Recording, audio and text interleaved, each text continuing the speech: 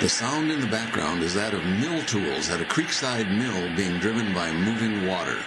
This podcast reveals the importance of moving water in geographic understanding of the past and present.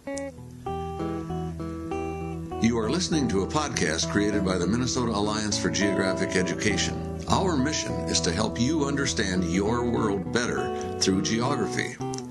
This podcast is directed at Minnesota geography teachers and addresses several of the Minnesota geography standards. Some devices playing this podcast will show visuals, chapter controls, and clickable internet links. Dr. David Lannergan is our presenter, and he is a John S. Hall Professor of Geography at Macalester College in St. Paul, and also Director of the Minnesota Alliance for Geographic Education. I am Fred Kunze, a steering committee member of the Minnesota Alliance for Geographic Education. In 2012, a couple of people from Mongolia visited the United States to see their child who was a student here. After they saw their child, they went to only one other place in the United States. They went to see Niagara Falls. And they went to see Niagara Falls because, of course, there aren't waterfalls of that magnitude in Mongolia. So they were very impressed with this physical feature. But they were also impressed, as we all are, with the dramatic power that we can see in falling water. It's not very often that we can actually see energy in the landscape. We know that the sun gives us energy, but we can't really see it. And we know that a corn cob has energy locked up in it in the form of sugar, but we can't really see it. But we can see the power of the waterfall.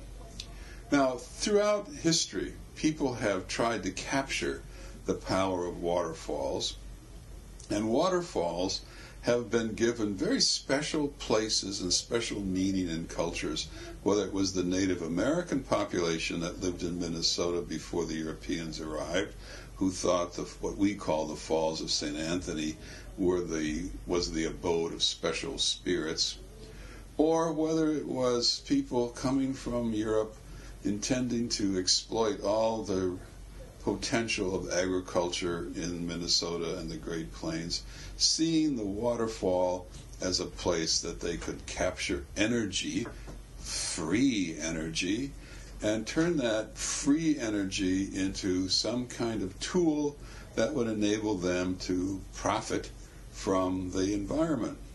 So wherever there was a waterfall, it was well documented. The original settlers knew where all these places were.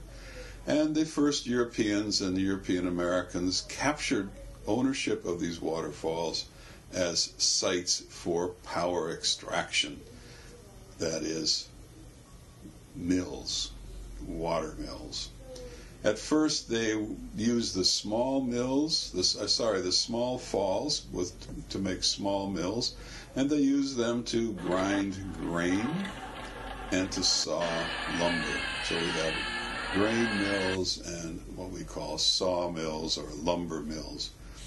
So here in Minnesota, where the landscape is relatively young, that is, the glaciers left here, 10,000 years or so ago, so we have a relatively young landscape, and we have a fair number of waterfalls, but we don't have any dramatic waterfalls such as Niagara, but we have beautiful waterfalls, and we have waterfalls that are quite important. And to the early urban builders, the waterfall was the most attractive spot.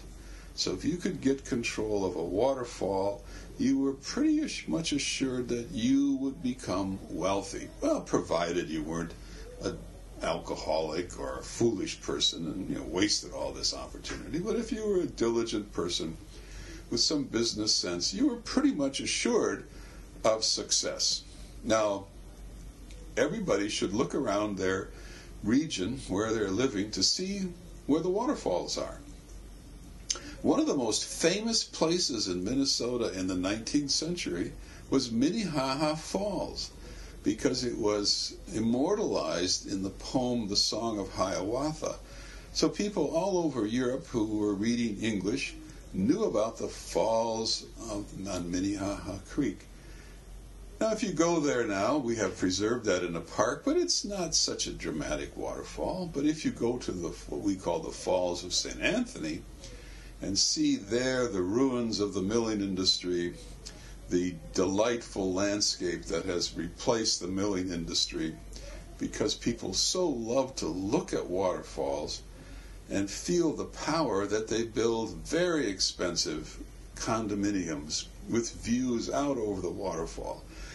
Now, we still use those waterfalls to generate electric power, but they're probably more important to us as a place to go see the power of nature. Nearly everybody who goes to that site stands there mesmerized for a while, just watching the power of nature. We don't think about how we're going to saw logs with it or how we're going to grind wheat with it, but we still see this piece of the landscape as something that's very meaningful to us. And, of course, in the history of Minnesota, the waterfalls were crucial in the creating of a landscape based on grain growing, and then, of course, the production of flour for food to feed the world. Waterfalls are great places. Go find one and see what it's being used for. You have been listening to a production of the Minnesota Alliance for Geographic Education. Background music is courtesy of Jim Hogue of Decorah, Iowa. The Minnesota Alliance is a non-profit group of educators and other parties who are interested in promoting an enhanced understanding of our world through improved geographic literacy.